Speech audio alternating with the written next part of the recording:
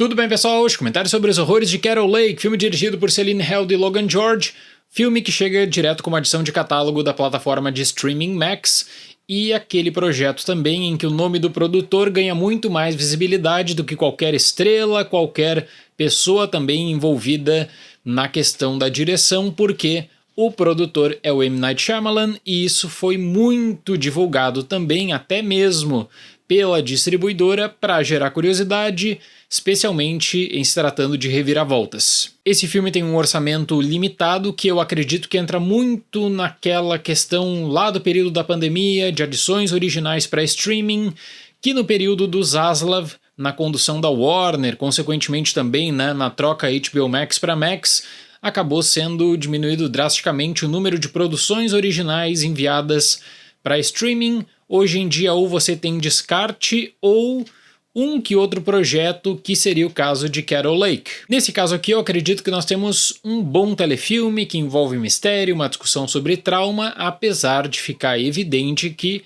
não é um filme que tem muito orçamento à disposição, então algumas opções acabaram sendo tomadas. Bom, claro que para o marketing o diferencial é o nome do Shyamalan, como eu disse, mas aí simbolicamente os diretores, eles até para conter aquela pessoa mais apressada que quer porque quer uma reviravolta a todo custo, os diretores colocam o pé no freio e querem o estabelecimento de um cenário em que você vai ter nos 40 minutos iniciais desse filme uma formulação especial para análise de diferentes situações com um foco numa lenta construção, num lento desenvolvimento, num ritmo muito mais cadenciado para entender objetivos e entender também diferentes personalidades. Isso cria uma rede de pequenas intrigas, existe um desaparecimento que dá conta de todo um mistério também, eu não vou entrar com spoilers aqui, mas consequentemente objetivos coletivos que acabam tomando um grande ponto de interrogação, do tipo, o que tal pessoa tem a ver com essa questão, ou como você acaba transformando toda uma discussão sobre espaço e tempo, quem sabe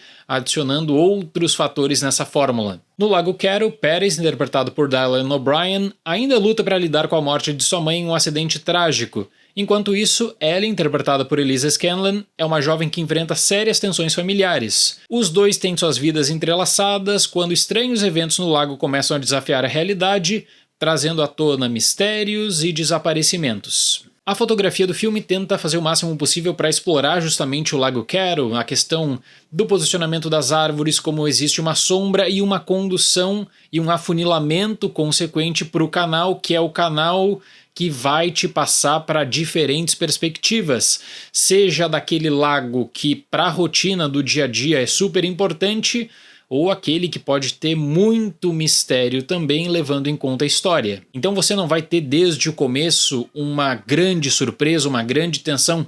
Isso vem sendo construído aos poucos, com objetivos e também com o local. Nesse sentido, existem algumas críticas secundárias que eu acredito que foram muito deslocadas, especialmente a toda uma crítica ambiental também, porque nesse longa o passado vai ser extremamente importante para lidar com acontecimentos do presente, para entender também algumas ações, às vezes de maneira para lá de forçada, quando os diálogos buscam ressaltar a importância de um objeto, a importância de uma presença. E aí, para ampliar essa questão do imaginário no lago, você vai ter diferentes registros visuais, vai ter uma confusão mental também, com uma discussão toda sobre espaço e tempo que é feita, barulhos, mas vai ter o registro de objetos, de animais, para justamente embaralhar as coisas. Então, como eu disse, é um desenvolvimento muito lento que você vai dar conta de, especialmente, duas personalidades e duas histórias que acabam sendo entrelaçadas em torno de um desaparecimento. O trauma é o principal condutor da narrativa, atuando como essa força que também isola personagens. No caso do Paris, existe uma obsessão pela busca por respostas sobre o acidente que vitimou sua mãe, e ele parece viver nesse estado de luto permanente. Para Ellie as coisas atuam de maneira um pouco diferente, porque ela é isolada. E aí existe uma história do porquê ela é isolada, a questão do desaparecimento do pai dela, tem muitas outras situações também envolvendo uma dinâmica familiar que é pra lá de conturbada, e a relação com a irmã mais jovem. Isso definitivamente conecta essas histórias com o lago, e os diretores frequentemente plantam algumas pistas nos diálogos e também nos cenários para mostrar como tudo em torno daquele lago é importante para o filme. Porque várias coisas são ressignificadas. O trauma, em diferentes momentos, ele é redesenhado. Até a questão da ambientação do lago vem uma história de passado, presente. Você vai ter o uso constante de flashbacks.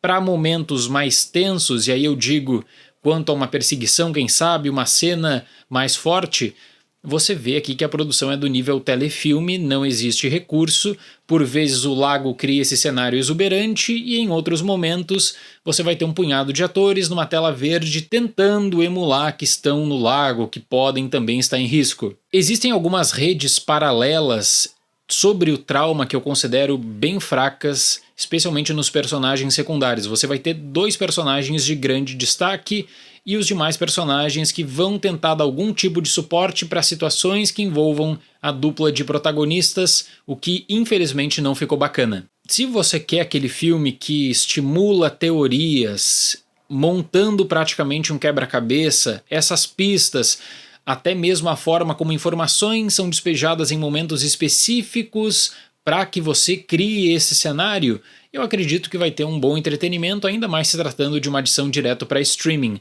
Para Os Horrores de Carol Lake, nota 6.